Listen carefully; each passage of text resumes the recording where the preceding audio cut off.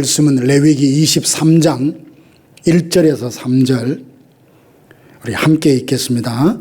여호와께서 모세에게 말씀하여 이르시되 이스라엘 자손에게 말하여 이르라. 이것이 나의 절기들이니 너희가 성회로 공포할 여호와의 절기들이니라. 엿새 동안은 일할 것이요 일곱째 날은 쉴 안식일이니 성회의 날이라. 너희는 아무 일도 하지 말라. 이는 너희가 거주하는 각 처에서 지킬 여호와의 안식일이니라. 레위기는 1장에서 16장 전반부의 내용, 그리고 17장에서 27장 후반부의 내용을 나눌 수 있는데, 전반부의 내용은 죄인인 우리가 어떻게 하나님 앞에 나아갈 수 있느냐라는 것이 그에 대한 질문에 대한 대답이죠.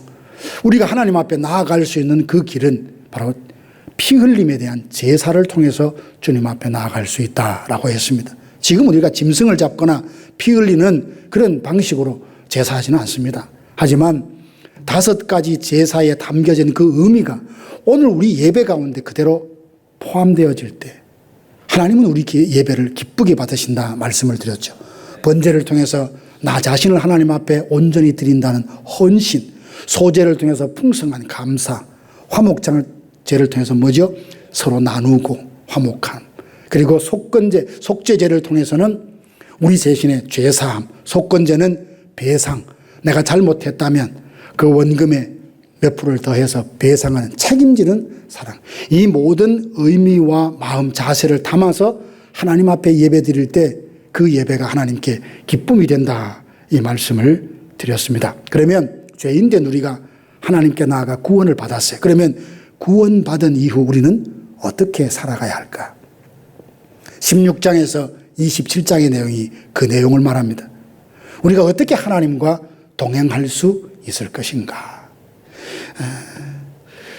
레위기 11장 45절 보면 내가 거룩하니 너희도 거룩하라 라고 하시는 말씀인데, 레위기를 통해서 하나님이 우리에게 말씀하시는 것, 가장 중요한 핵심은 뭐냐면 거룩하라는 말씀이에요. 하나님이 내가 거룩하니 너희도 거룩하라. 이 낯선 이민 땅에서 살다가 보면 순간순간 내가 누군지 잊어버리고 살아갈 때가 종종 있지 않습니까?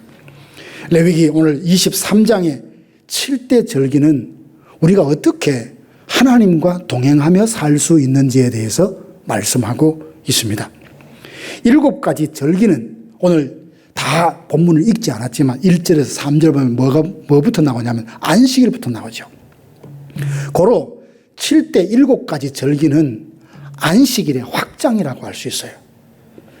이 절기를 보면 7가지라는 7, 숫자 7과 깊은 관련이 있음을 볼 수 있습니다. 먼저 6월절은 1월 14일, 14일이 7 더하기 7이잖아요.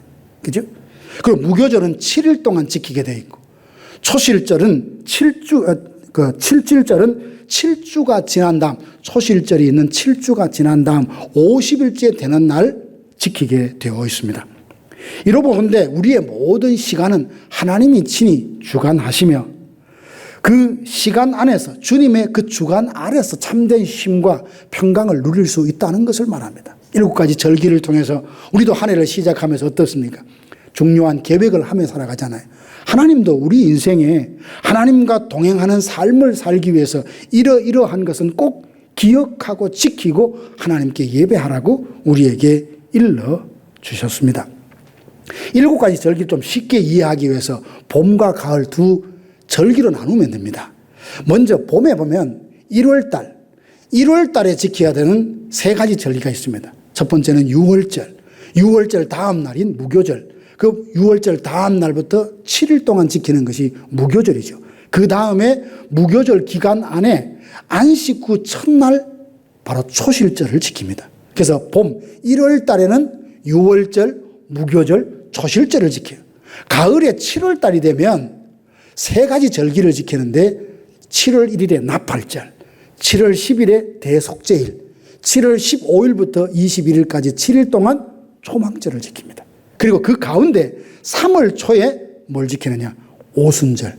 아까 말씀드린 대로 초실절이 있은 뒤에 7주간 지나고 77이 49, 그 다음날 50일째 되는 날 77절을 지키는데 그 지키는 날짜가 50일이라 해서 오순절이라 그러고, 그리고 보리 추수했던 그 단을 들고 지성소를 향해서 흔들며 하나님 앞에 곡식 주신 것을 감사하는 절기라 해서 맥추절이라 이렇게 이야기도 합니다. 벌써 복잡해집니까? 첫 번째 6월절부터 한번 살펴봅시다. 자, 6월절은 뭘 기념하는 절기입니까? 애굽에서 살던 이스라엘 백성들을 하나님께서 때가 되어서 가나안으로 다시금 이끌어 주려고 하시는데 모세를 보내셨죠. 하나님의 뜻을 전합니다. 내 백성을 보내라. 그러니까 바로가 내가 여호와가 누구간데 이 백성을 보내겠느냐 거절해요. 하나님은 그 애굽에 있는 애굽 사람들이 섬기는 모든 우상들을 심판하시며 하나님만이 진짜 하나님이라는 것을 10가지 재앙을 통해서 드러내시는데 10번째 재앙이 뭡니까?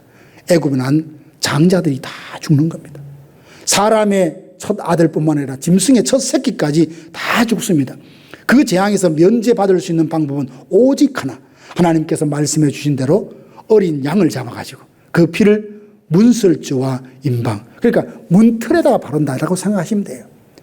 바르고 나면 이스라엘 백성들은 그 집안에서 뭘 합니까?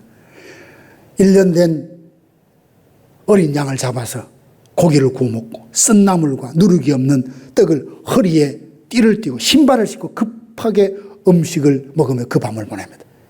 아침이 되자 애굽에서 이곳저곳에서 통곡 소리가 들립니다. 왜냐하면 그 어린 양의 피를 바르지 않는 가정에는 죽음의 사자가 그 재앙이 임해서 첫 번째 새끼, 첫 번째 장자가 다 죽는 재앙이 임했거든요. 그 6월절은 뭐냐 하면 그 죽음의 사자가 어린 양의 피를 보고 넘어가서 생명을 얻었다는 것을 기억하며 감사하는 절기가 6월절입니다. 그런데 7가지 절기 중에 맨 먼저 6월절이 나오는 이유가 있어요. 6월절은 뭘 기념한다고요? 죽음에서 다시금 살아난 것. 죽음을 면하고 구원받은 것을 기념하는 것이 첫 번째 절기다. 지금 제가 주보해보니까 거룩과 동행글에서 7가지 절기를 하나님과 동행하는 삶과 연관하고 있잖아요. 그러면 6월절을 지키는 것이 하나님과 동행하는 것과 무슨 상관이 있느냐? 우리가 하나님과 동행하려고 하면 내가 하나님의 은혜로 생명을 얻었다, 구원을 얻었다는 이 확신이 하나님과 동행하는 바로 시작이요 출발이라는 말입니다. 내가 어떤 상태에 놓였는지, 구원받기 전에 나는 어떤 상태인, 얼마나 영적으로 비참한 상태에 놓였는지를 모른다면 구원받았다는 사실이 전혀 감사로 와닿지 않습니다. 배부른 사람에게는 맛있는 거 아무리 줘봐야 고맙다 소리 못 들어요. 먹기 싫다고 그냥 떠밀 겁니다. 그러나 너무너무 배가 고파서 모든 사방에 보이는 게 전부 다 음식처럼 보이는 그 사람에게 그가 가장 좋아하는 음식을 내밀면 얼마나 감사하겠습니까?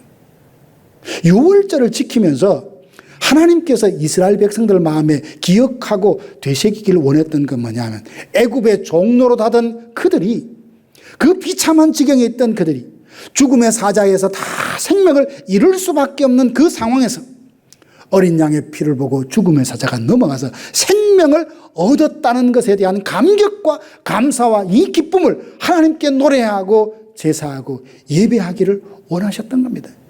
이 마음으로 우리가 살아가는 것 자체가 하나님과 동행하는 삶인 거예요. 어린 양의 피를 통해 죽음이 넘어가고 생명을 얻었다 그런데 그 집 안에서 먹었던 음식도요, 우리 구원에 귀한 의미를 갖고 있습니다. 먼저 쓴나물을 먹었다라고 했죠. 이것은 400년 동안 노예 생활을 했던 그 고통을 떠올리게 합니다. 자기 민족의 아이들이 나일강에 던져졌던 그 고통의 눈물의 순간을 다시 되새기는 거죠. 우리 성도님들의 삶에도 어찌하면 이 쓴나물을 먹는 것 같은 그런 시절이 있었을 것입니다.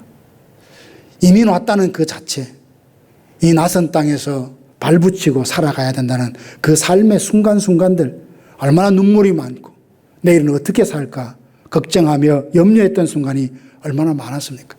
잘 되는 것 같더니 갑자기 사고나 어려움을 당해서 정말 마음에 절망하고 낙심될 만한 그런 상황을 만나기도 하셨을 겁니다. 또한 그들은 집에서 누룩 없는 떡을 먹었어요. 이스트가 없는 떡이고 빵이었으니 부풀지 않으니까 얼마나 딱딱하고 맛이 없고 먹기가 불편했겠습니까? 이것을 6월절 되면 다시 만들어서 먹으라 하신 이유는 다른 게 아닙니다.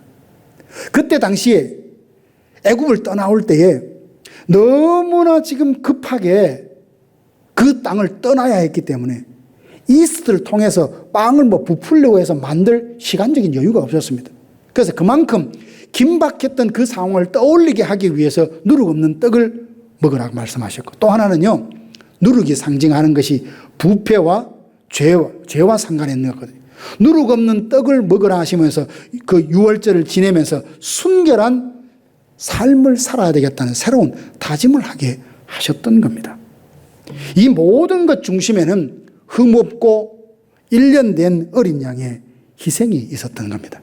그래서 유월절을 지키면서 장차 하나님의 아들이시 예수께서 이 땅에 오셔서 유월절 어린 양이 되셔서 십자가에 자신을 내어주며 피를 흘려 죽으심으로 모든 인류의 죄를 대속하고 죽음과 사망, 죄와 사망에서 건져내실 것을 기대하고 소망하며 살아가는 삶. 바로 이 유월절을 계기를 통해서 그런 믿음과 그런 소망을 가지고 살아가는 삶 자체가 하나님과 동행하는 삶이라는 거예요. 수천 년의 세월이 흘러서 이 모든 상징들은 한 분을 향하여 집중되죠. 그분은 바로 예수 그리스도. 요단강에서 세례 요한이 세례를 베풉니다. 많은 사람들이 그 요단강으로 가서 세례를 받으니까 관심이 누구에게 쏠리요? 세례 요한에게 쏠립니다. 그들은 로마의 압제 가운데 있었기 때문에 그리스도 구원자를 기다리고 있었거든요. 그런데 세례 요한을 보니까 이 사람이 그리스도가 아닌가 찾아가서 묻습니다. 당신이 우리가 기다릴 메시아입니까? 그리스도입니까?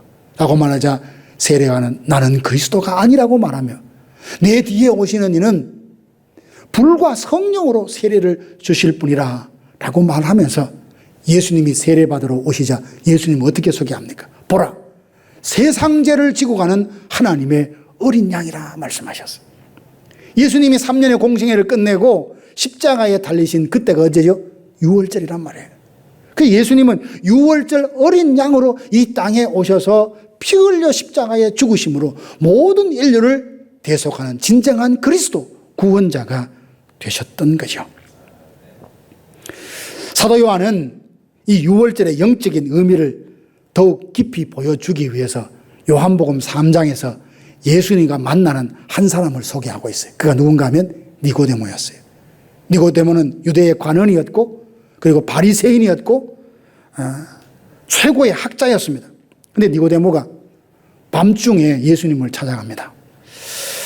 찾아가니까 예수님께서 그가 왜 왔는지를 아시고 대화하다가 거듭남에 대해서 말씀을 하시는 겁니다. 그러니까 이 니고데모는 율법을 잘 아는 사람임에도 불구하고 거듭남에 대한 비밀을 도무지 깨닫지 못하는 겁니다. 거듭나야만 그렇게 하나님 나라를 볼 수 있다라고 이야기하자 니고데모가 엉뚱한 말을 합니다. 아니 예수님, 다 늙어가지고 어떻게 내가 다시 태어날 수 있습니까? 어머니 모태로 이 나이에 다시 들어가겠습니까? 라고 말하니까 예수님이 아니다. 물과 성령으로 거듭난 영적인 거듭남, 영적인 재탄생을 이야기하시면서 유명한 복음을 들려주시죠.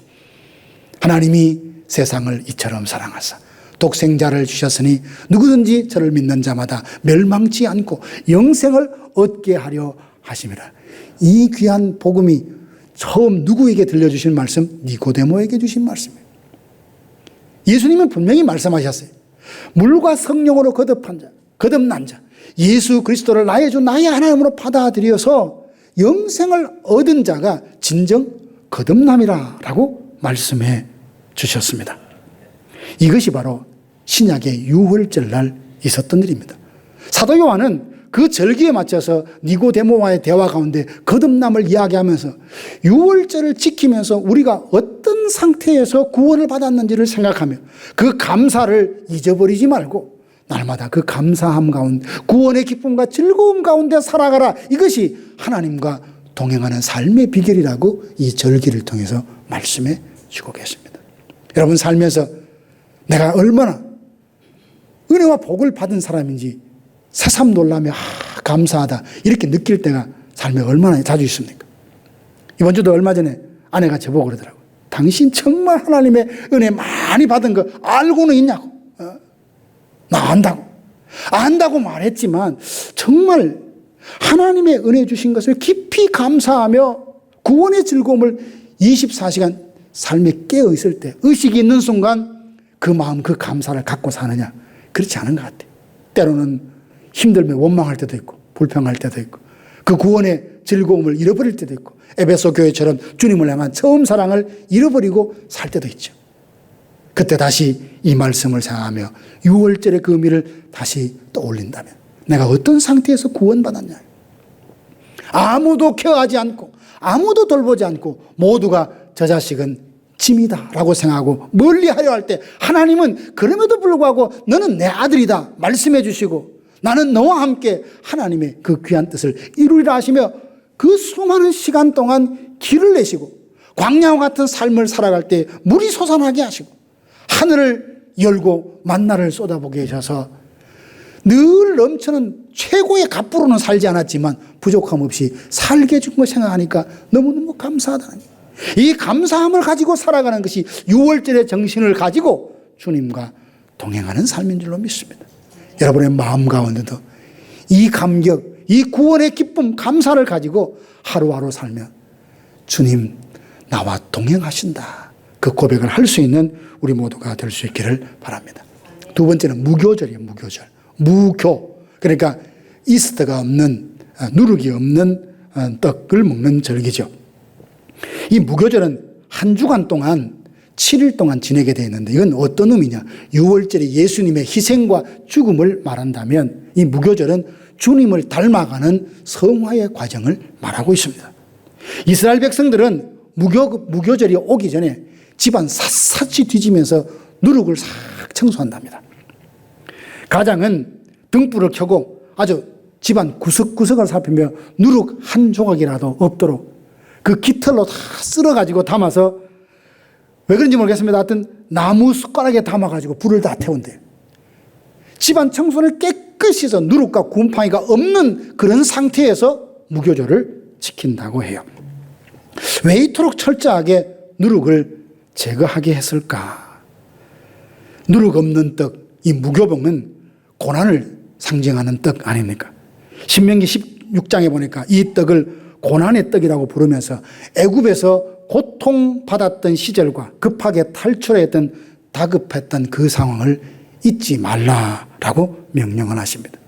즉 무교절을 지키면서 우리 마음속에 어떤 마음가짐, 내가 구원받기 전의 상태가 어땠는지 허물과 죄로 죽었다는 그 상태가 얼마나 절망적이고 얼마나 영적으로 비참한 상태인지를 잊지 말라는 말씀입니다. 그래서 그 죄와 사망 가운데서 구원받았으니 내 영혼의 죄의 오염과 부패 가운데 있는 거기에서 날마다 거룩해지기 위해서 한 걸음 두 걸음 나아가는 삶, 이게 주님과 동행하는 삶이라는 거죠. 구약시대의 거룩함을 회복하는 길은 율법의 규례를 지키고 또 정결의 규례를 지킴으로써 거룩함을 회복할 수 있었습니다. 그런데 지금은 어떻게 우리가 거룩해질 수 있습니까? 디모데서에 보는 대로 말씀과 기도로 거룩하여짐이라 라고 말씀하셨습니다. 그러므로 우리가 날마다 무교절의 의미를 떠올리며 하나님과 동행한다면 말씀과 기도로 날마다 거룩함에 이르는 성화에 이르는 일에 매진을 해야 되는 것. 이게 주님과 동행하는 삶이라는 사실입니다.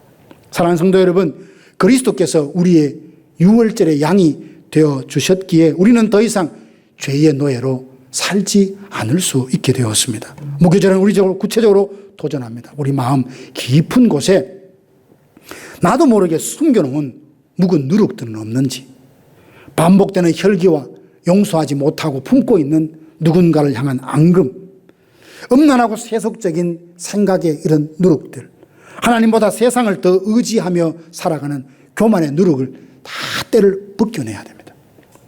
이 누룩을 제거하는 영적인 대청소는 우리의 의지와 힘만으로는 안 됩니다.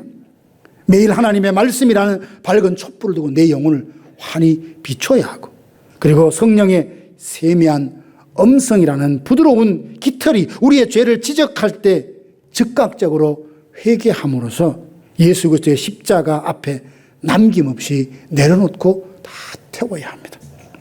유월절이 단번에 받은 구원의 감격이라면 무교절은 일생 동안 예수님을 닮아가는 성화의 과정을 뜻합니다. 어느 누구도 우리는 완전하게 거룩하게 되었다라고 말할 수 있는 사람은 아무도 없습니다. 성화의 상태, 그 관계는 다르지만 죽는 그 순간까지 우리는 날마다 예수님을 닮아가는 이 노력에 힘써야 합니다. 세 번째로는 초실절입니다. 초실절은 첫 번째 거둔 수수에 대한 그 열매를 하나님 앞에 드리는 절기죠. 유월절의 피로 구원을 받고 또 무교절의 결단으로 거룩한 삶을 향해 첫걸음을 뗀 우리에게 하나님은 세 번째 절기인 초실절을 통해서 믿음의 여정이 결코 헛되지 않을 것이라는 소망의 확신을 줍니다. 자, 상상해 보십시오. 예수님이 십자가에 달리신 날이 유월절이라 했습니다. 그 다음 날이 무교절이요. 무교절 중에 안식 후 첫날이 초실절이라 했습니다. 그러면 유월절 다음 날이 무슨 날입니까? 안식일이죠. 안식 후 첫날이 뭡니까? 주일이죠. 그날에 무슨 일이 있었습니까? 예수님이 부활하셨어요. 초실절은 첫 열매를 드린다는 그 절기이면서 동시에 이 초실절은 예수님의 부활이 우리 믿는 사람, 예수께 속한 모든 사람들의 부활의 확실한 보증이며 첫 열매가 된다는 것을 이 초실절을 통해서 우리에게 말씀하고 있는 겁니다. 이 첫 열매가 의미하는 바가 여러 가지가 있는데요. 그건 뭐냐 하면 첫 열매는 한 부분이잖아요. 그런데 첫 열매를 드린다는 것은 다른 많은 열매를 하나님의 것이라고 인정하는 것과 똑같은 겁니다. 11조를 드린다는 것은 10분의 1만을 드리는 것이 아니라 10의 9도 하나님의 것입니다라고 하는 것을 행동으로 인정하고 고백하는 거예요. 그처럼 이 첫 열매는 하나님을 기쁘시게 하는 삶의 열매죠. 사도 바울은 고린도전서 15장에서 이렇게 말합니다. 그리스도께서 죽은 자 가운데서 다시 살아나사 잠자는 자들의 첫 열매가 되셨도다. 예수님의 부활은 단지 예수님만의 부활이 아니라 예수 안에 있는 자, 예수 믿는 모든 사람들이 예수님처럼 죽을 몸에서 썩을 몸에서 썩지 않을 영화로운 몸으로 부활하게 될 것이라는 확실한 보증이 됩니다. 그 첫 열매가 된다는 겁니다. 그러므로 부활은 부활할 수 있을지도 모른다라는 가능성을 말하는 것이 아니고 반드시 예수님처럼 부활하신다는 확실한 약속의 증표입니다. 이 부활의 소망이 있기에 우리가 나이 들어서 육신이 쇠하여 지는 것도 그걸 보면서 서러워하지 않고 하나님 나라에서 새로운 모습으로 영화롭게 될 날을 소망 중에 꿈꿀 수 있는 겁니다. 이 세상이 끝이 아니라 우리의 마지막은 차가운 무덤이 아니라 우리를 위해 예비된 영광스러운 그 나라가 있다는 소망을 갖게 하는 절기죠. 초실절은 우리에게 선포합니다. 우리는 더 이상 절망할 사람들이 아니라는 거예요. 빈 무덤에 대한 증인들이자 부활의 소망을 가진 자들입니다. 이 벅찬 소망을 갖고 오늘도 우리에게 주어진 하루를 믿음으로 승리하며 살아가는 모든 성도님 되시기를 주님의 이름으로 축원합니다. 오늘 세 가지 절기를 말씀드렸는데 이 절기가 어떻게 하나님과 동행하는 삶과 연관되느냐. 유월절을 통해서 우리가 구원의 감격, 구원의 이 은혜가 얼마나 크고 놀라운지 가슴 속에 생각하며 살아가는 삶. 무교절을 통해서 구원받은 이후 예수님 앞에 설 때까지 나의 영혼의 오염과 부패된 것을 날마다 정화되며 씻어내며 거룩해 돼가는 그 과정이라는 초실절을 통해서 예수님의 부활을 떠올리며 나는 소망이 있는 사람이다. 언젠가 영광 중에 호련히 변화되어 주님 앞에 서고 주님과 함께 영원히 왕노릇할 것이라는 소망을 갖고 살아가는 삶. 이게 바로 절기를 통해서 우리가 새롭게 회복하며 떠올리며 살아가는 이 삶이 하나님과 동행하는 삶입니다.